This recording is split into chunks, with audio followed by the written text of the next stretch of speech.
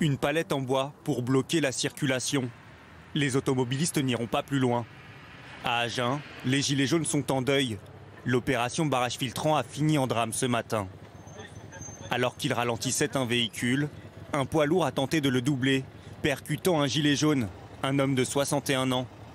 Il est la 9e personne à perdre la vie depuis le début du mouvement. Son décès a été confirmé par le ministre de l'Intérieur.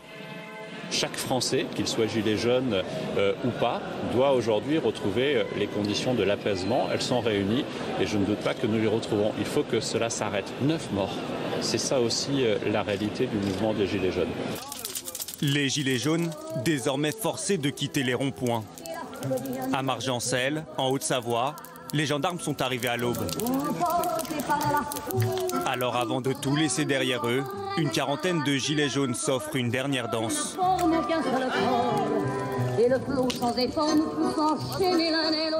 Emportés par la foule et l'émotion.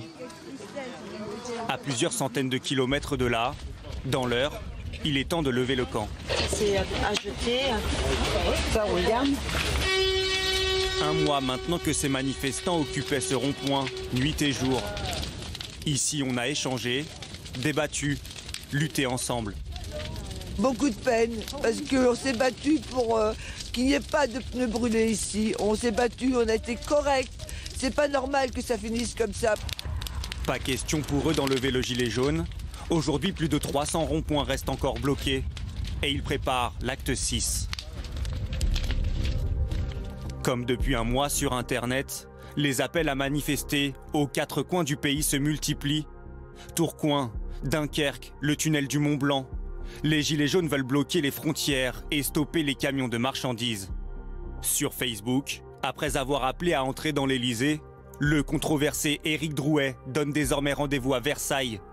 7700 personnes se sont déclarées intéressées.